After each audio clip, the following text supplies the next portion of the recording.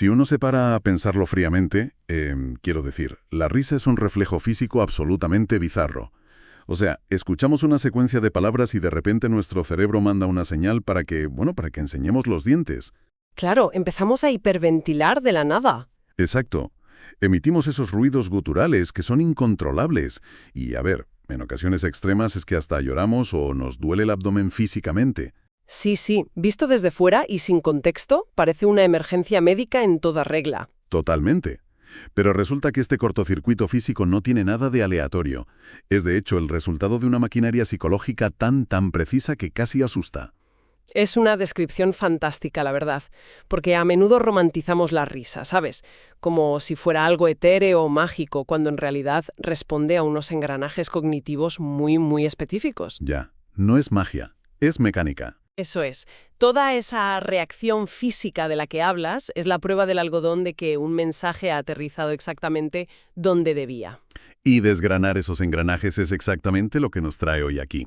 Así que bienvenidos a este análisis a fondo.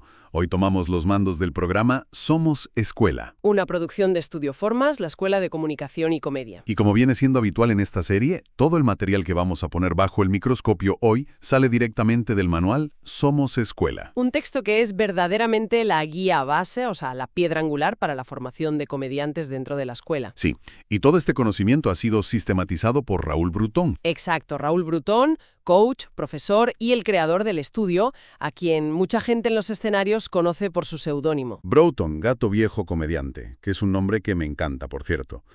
Y hay que decir que hoy es un día de celebración para nosotros. Madre mía, ya lo creo. Porque llegamos a la cuarta y última entrega de nuestra serie El humor como fenómeno humano. Ha sido un recorrido intensísimo. Muy intenso, sí. Y hasta ahora hemos puesto el foco casi exclusivamente en quien produce el humor, en el emisor. Claro, hemos estado diseccionando la mente de la persona que se sube a un escenario o que suelta el comentario gracioso en una cena. Así es.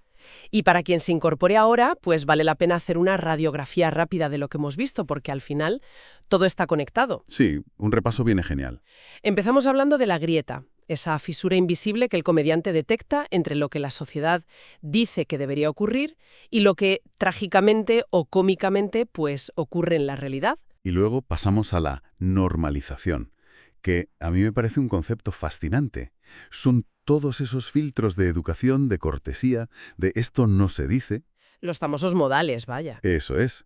Esos filtros que nos ponemos todos los días para poder convivir sin matarnos, básicamente. Pero que el humorista tiene que aprender a desactivar. Porque si ves la grieta pero te callas por educación, pues no hay comedia. Exacto. La comedia muere ahí. También analizamos la respuesta absurda como herramienta de choque y la necesidad vital de crear un contexto compartido. La pista de aterrizaje mental que la llamábamos. Sí, porque si no construyes un terreno común, el chiste, por muy bueno que sea técnicamente, se estrella contra la incomprensión del público. Se estrella por completo. Y finalmente, en la sesión anterior, mapeamos los 3 territorios de observación. El cajón desastre de donde cada uno saca su material natural. El propio mundo interior con sus neurosis, el entorno inmediato de la familia o el trabajo y el mundo más amplio, o sea, la sociedad y la política. Pero claro, aquí hay una trampa, fíjate. A ver, ¿cuál es la trampa? Que todo esto que acabamos de decir suena a un monólogo en el vacío. Suena a un científico loco construyendo un invento en su garaje sin que nadie lo vea. Pero la comedia no existe en el vacío. Claro que no. Si yo aplico todo eso, detecto la grieta, me quito el filtro, uso mi territorio y se lo cuento a una pared, pues no hay humor. El humor exige un choque. Un receptor. Exacto. Es por definición un encuentro con otra mente. Y ese es precisamente el giro de guión que propone el manual para cerrar esta serie. Hay que darle la vuelta a la moneda. Vamos a ello. Hoy abandonamos la mente del emisor y nos vamos a meter de lleno en la mente del receptor. Vamos a analizar la anatomía de la escucha.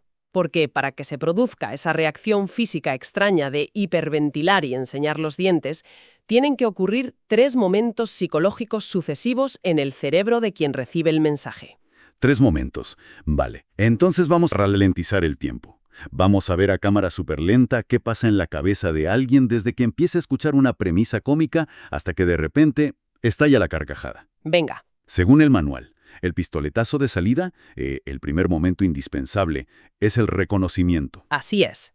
Todo gran quiebre cómico necesita empezar en un lugar de extrema comodidad mental. Comodidad. Sí, quien escucha tiene que procesar la información y, casi de forma subliminal, decirse a sí mismo: vale, sé de qué me estás hablando. Sí, esa situación me resulta familiar. O incluso, yo también he pensado eso alguna vez, aunque jamás lo confesaría en voz alta. Exacto, esa identificación.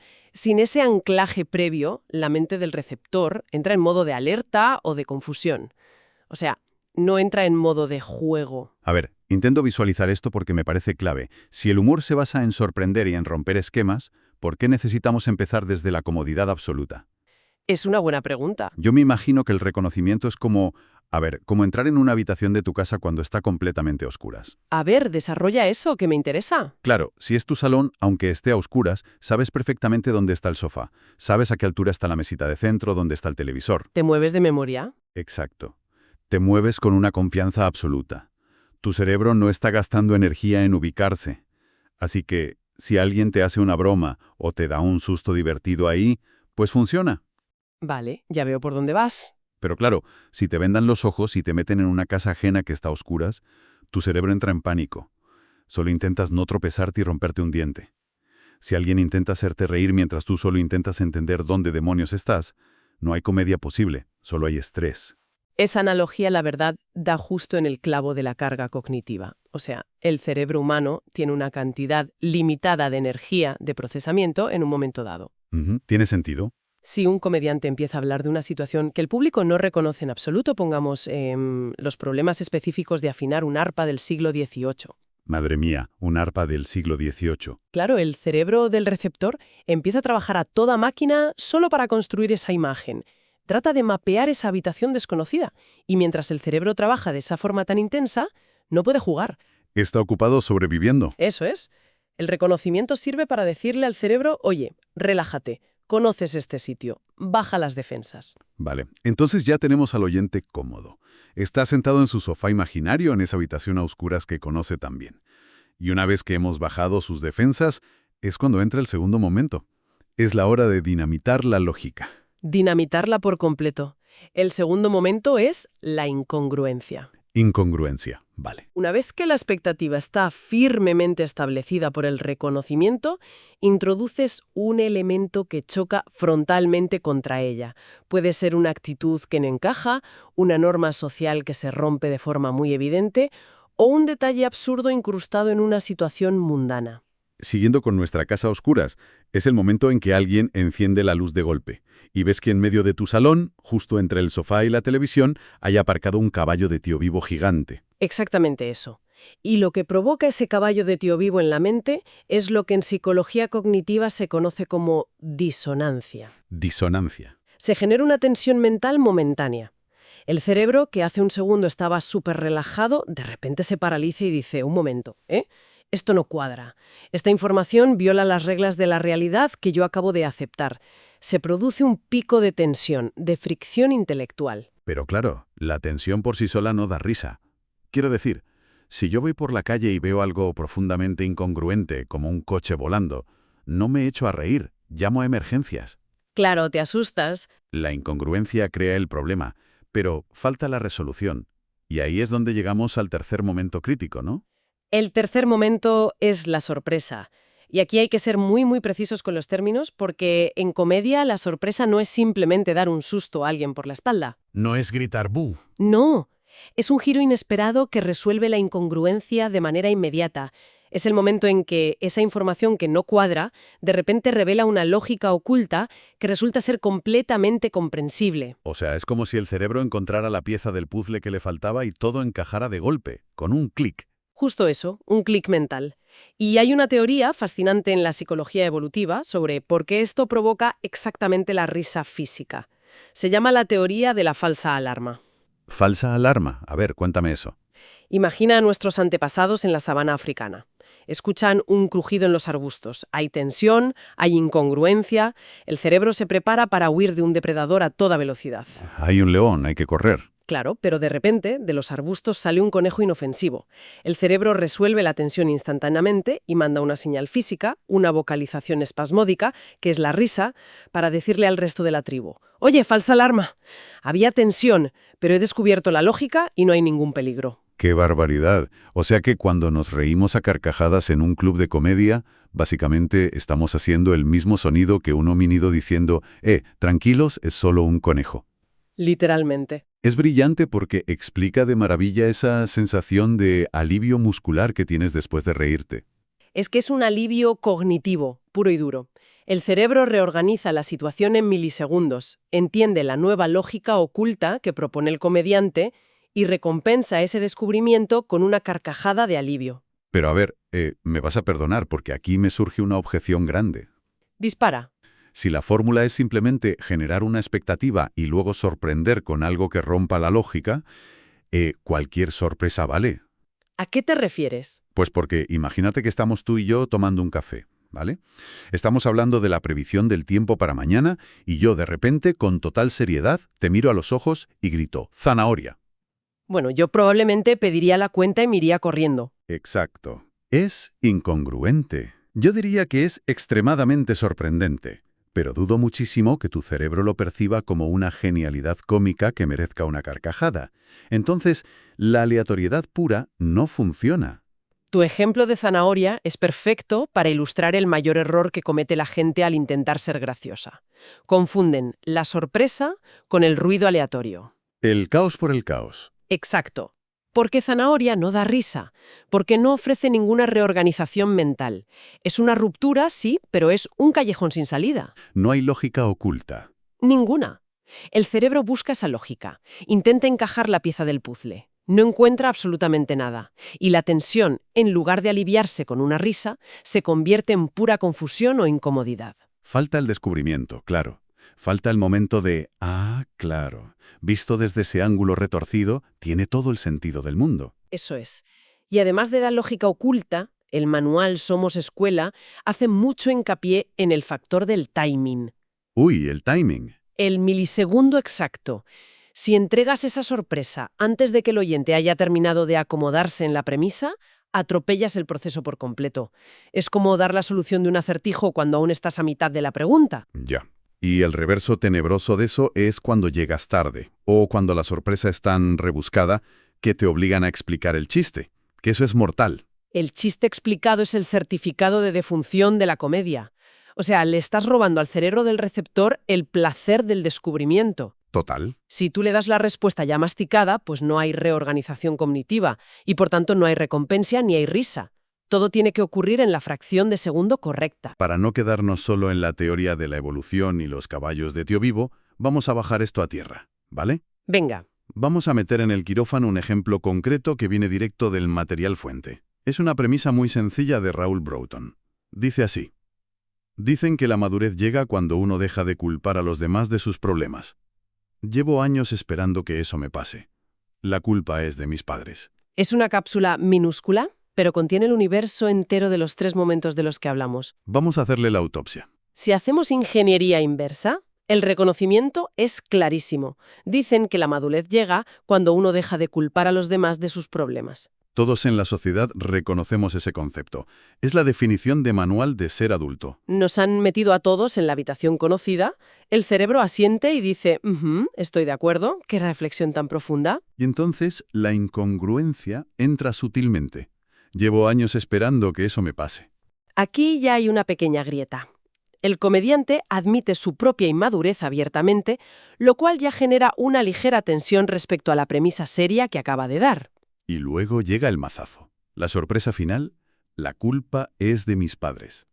Es magistral, la verdad, porque viéndolo paso a paso, esa frase contradice la premisa inicial, sí, pero es que además confirma la incongruencia del medio. Claro. Es decir, demuestra empíricamente que no ha madurado, precisamente porque culpa a sus padres de no haber madurado. Es un bucle. Exacto. Ese es el famoso clic.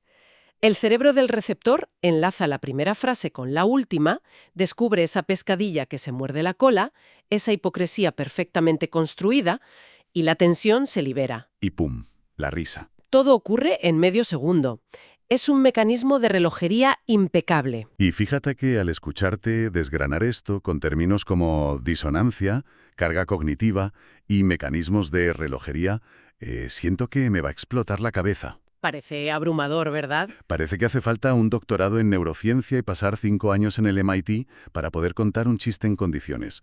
Pero claro, luego te vas a un bar cualquiera, un jueves por la noche, y resulta que todos tenemos a ese amigo en el grupo. El mítico graciosillo oficial. El graciosillo, exacto. El que no ha leído un libro sobre estructura cómica en su vida, pero nos tiene a todos llorando de risa tirados por el suelo durante horas. ¿Cómo encaja esa genialidad instintiva con tanta teoría científica? Es una aparente contradicción interesantísima. Ese amigo existe en absolutamente todos los grupos humanos y la respuesta es que domina esta técnica de manera absolutamente inconsciente. Yo siempre digo que esa persona es como un genio musical que toca de oído, ¿sabes? Me gusta eso. Imagina al típico invitado en una fiesta que ve un piano en el salón, se sienta y empieza a sacar melodías súper complejas, animando a todo el mundo. Tiene un talento innato increíble. Pero si le pones una simple partitura delante, pues no sabe distinguir un do de un fa. Lo hace por puro instinto porque lo siente. Esa es la metáfora perfecta para el humor orgánico o natural. Si analizamos a tu amigo del bar con las gafas del manual Somos Escuela, veremos que hace todo, absolutamente todo lo que hemos descrito. A ver, ¿cómo lo hace? Pues detecta la grieta en cualquier anécdota a una velocidad de vértigo. Al estar en confianza, apaga por completo sus filtros de normalización. Lanza respuestas absurdas y habla desde sus propios territorios de observación. Y sobre todo no tiene que hacer ningún esfuerzo titánico para crear el contexto compartido, ¿verdad? Porque ya está sentado con sus colegas. Ese es su gran superpoder. El contexto ya viene de fábrica. Conoce las historias de todos, sabe perfectamente qué límites puede cruzar y cuáles no, y comparte los mismos referentes culturales. Claro, son sus amigos de toda la vida. Así que con un par de palabras activa el reconocimiento, la incongruencia y la sorpresa en la mente del grupo sin despeinarse lo más mínimo.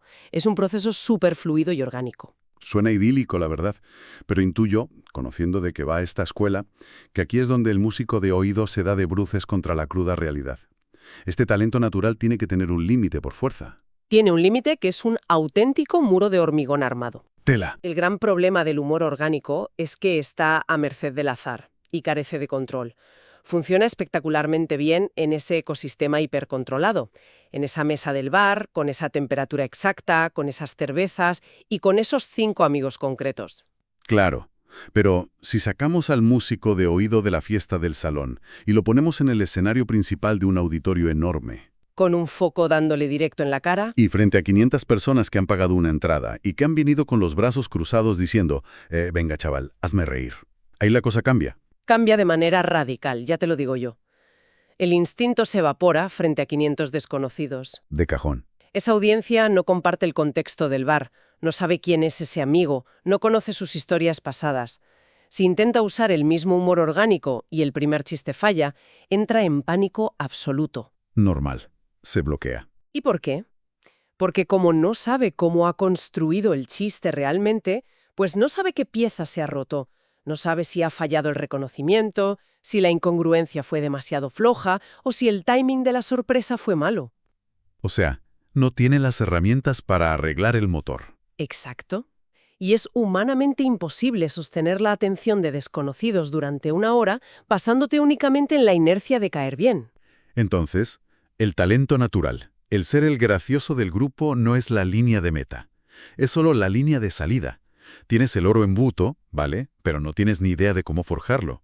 Y eso, supongo, es lo que responde a la gran pregunta de toda esta serie de análisis. ¿A cuál te refieres? Pues que si hemos desglosado esta maquinaria tan compleja durante 4 sesiones, es para llegar a una conclusión aplicable, que es lo que separa ese talento natural de la verdadera comedia profesional. La barrera, ese muro de hormigón del que hablábamos, es la esencia misma del propósito de Estudio Formas.